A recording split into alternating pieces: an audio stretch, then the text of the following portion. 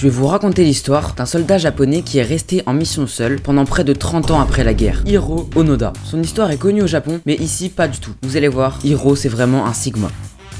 Hiro Onoda est né en 1922. Il a vécu dans la région de Wakayama avec ses 7 frères. La région est pleine de forêts et de montagnes. Dès son plus jeune âge, il partait explorer autour de lui. Il a grandi en voulant absolument servir son pays.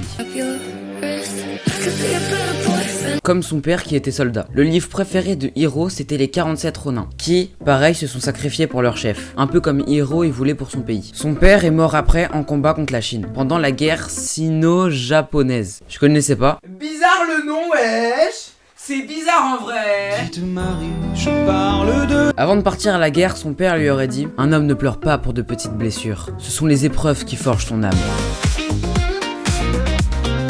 Bref, c'est un gigachad. Sa famille n'était pas très riche. Alors Hiro a 17 ans, il quitte ses études et il part travailler en Chine. Bref, en Chine ça se passe bien, il apprend un peu des arts martiaux et tout.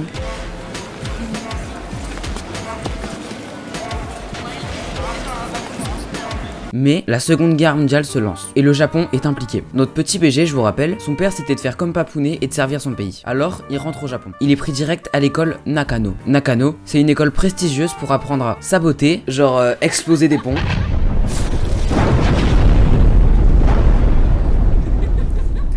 Espionner.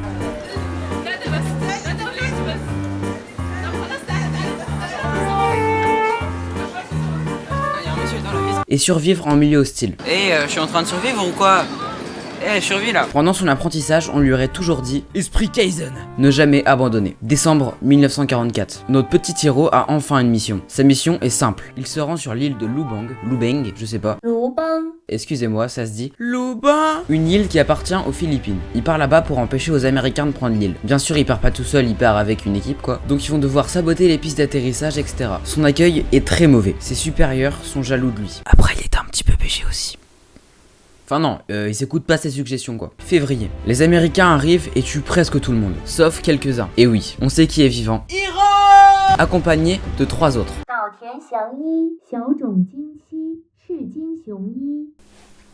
C'est eux, les 3. Ils sont vraiment très peu quoi. Ils ont qu'une solution, partir dans la partie jungle de l'île. Et en août, comme on le sait, si vous avez écouté en histoire, l'Amérique envoie 2 bombes atomiques au Japon. 10 jours après, le Japon décide d'arrêter la guerre. Et c'est la fin de la seconde guerre mondiale. Mais le petit Hiro là, lui il sait pas. Alors avec sa petite équipe, il continue les missions. Ils explosent des bâtiments, ils volent la nourriture. Pour lui, c'est la guerre. Le Japon qui apprend ça, ils envoient des papiers et tout dans la jungle. En gros, ils disent que la guerre est finie quoi. Mais Hiro là, lui il se dit c'est suspect. Il pense que c'est un piège des Américains. Alors ils continuent leur guerre. Mais seuls, ils ont décidé de bouger que la nuit. Comme ça ils sont pas vus. Ils mangeaient presque que des noix de coco. Ils buvaient que de l'eau de pluie. Enfin bref, horrible quoi. En 1949, donc 5 ans après quand même, Yoshi Akatsu se rend. C'est un des hommes de Hiro. Il quitte le groupe en cachette et il part se rendre. Il y est très bien accueilli. Donc il part revoir Hiro et tout. Et il lui dit ouais c'est bon c'est la fin de la guerre. Et Hiro il doit se dire ouais c'est les Américains, il est obligé de dire ça et tout. Donc il décide de pas repartir. Et il reste ici. En 1954, un des autres hommes de Hiro meurt. Shuashi Shimada. Il est mort lors d'un des combats contre la police de l'île. Parce que Hiro et sa team ils se disaient ouais c'est les Américains et tout. Du coup ils ont commencé à faire des combats et tout contre les policiers. Et Hiro a maintenant plus qu'un seul homme. Et en 1972, donc quand même 28 ans après, son dernier homme, Kinshichi Kozuka, meurt dans une fausse embuscade. Genre ils sont en train de voler et tout et boum Kozuka il est mort. Genre une balle de fusil ou quoi. Mais mine de rien, en même temps, l'histoire au Japon elle est devenue connue. Comme quoi un homme serait toujours en train de faire la guerre tout seul. Un petit étudiant, Norio Suzuki, est friand de voyage. Genre il kiffe ça. Et il se met en tête de retrouver 3 personnes qui sont un peu des mythes. Hiro Onoda, le panda géant, et l'abominable homme des neiges. Donc il commence par Hiro Onoda. Il prend un billet d'avion et direction l'île de Lubang. Il arrive en 1974. Il demande aux gens de l'île s'ils savent où il est et tout. Il a pas beaucoup d'infos, mais il part quand même dans la jungle. Il pose sa petite tente et tout et il dort là-bas. Pendant plusieurs jours, il chercha notre petit Hiro. Mais une nuit, l'étudiant était posax dans sa tente. Oh là là, qu'est-ce que je suis bien. Et Hiro voit la tente. Il s'approche de la tente, il dégaine son fusil comme ça, et l'étudiant lui aurait dit Lieutenant Onoda, l'empereur et le peuple japonais s'inquiètent pour vous. Onoda le croit pas, mais ils s'entendent plutôt bien et finissent par être ensemble. Enfin genre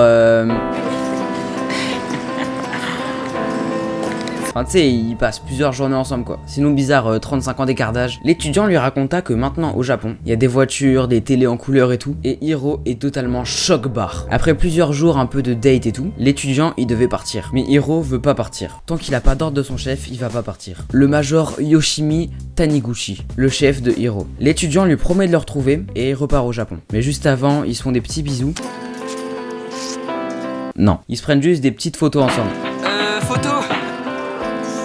Comme ça, tout le monde sait qu'il est vivant et qu'il ment pas. Et boum, Dame, direction Japon. Au bout de plusieurs mois et tout, il arrive à retrouver son chef, qui était devenu bibliothécaire. Ouais, bref, ils repartent sur l'île et Hiro accepte. Enfin, il rend ses armes qui étaient encore en hyper bon état, et s'excuse quand même à l'île, parce que ça fait 30 ans qu'il tue des gens et qu'il explose des trucs. Et carrément, le président des Philippines l'excuse. Parce que oui, l'île est la partie en Philippines. Il l'excuse pour sa loyauté. Il a quand même fait peur à tous les habitants de l'île, mais vas-y. Après 30 ans dans la jungle, il rentre au Japon comme un héros. Une foule l'attendait genre ouais Hiro, je t'aime, fais-moi des enfants. Mais lui, Hiro, il est encore choc-barre. Tout a changé. Il trouve que les gens ils s'habillent bizarrement. Bon, c'est vrai qu'un japonais en 1974 s'habille un peu en mode bizarre, mais vas-y. Il aimait plus du tout le nouveau Japon. Mais il resta quand même gigachade. Par exemple, il a refusé l'équivalent de 30 ans de salaire par le Japon. Parce qu'il est resté 30 ans en jungle et tout. Il a dit, j'ai juste rempli mon devoir. Bon, il y a aussi des gens qui l'ont beaucoup critiqué, mais ça on s'en fout. Il a fait un livre, Mes 30 années de guerre. C'était un banger. Non, en vrai, je sais pas, mais ça s'est bien vendu. Il est passé pas mal de fois en conférences, interviews et tout, mais c'était pas trop son truc en vrai. Après seulement un an au Japon, Hiro part au Brésil. On sait pas pourquoi, il est grave aléatoire, mais c'est pas grave, en vrai il kiffe et tout, c'est le but. Il est vraiment bien là-bas. Il est parti là-bas parce qu'il voulait un truc un peu comme sur son île. Un peu un délire hostile et tout, il voulait pas un truc comme le Japon quoi. Il est aussi revenu sur l'île de Lubeng pour s'excuser et faire un don de 10 000 $ à une école. En vrai, c'est un bon quand même. Il l'a fait quand même parce qu'il a fait exploser plein de trucs. Pendant ces dernières années, il revient au Japon et il donne des cours de survie. En 2014, à 91 ans, il meurt. Qui repose en paix en vrai. Hiro Onoda, c'est un homme qui a vraiment décidé et il les suit. Et c'est beau, Esprit Sigma. Merci d'avoir regardé cette vidéo. On se retrouve dans genre une semaine pour un concept hyper différent. Genre, c'est vraiment pas le même quoi. Bye bye, bis la team. Bisous. Bisous ou quoi là? Fais-moi un bisou.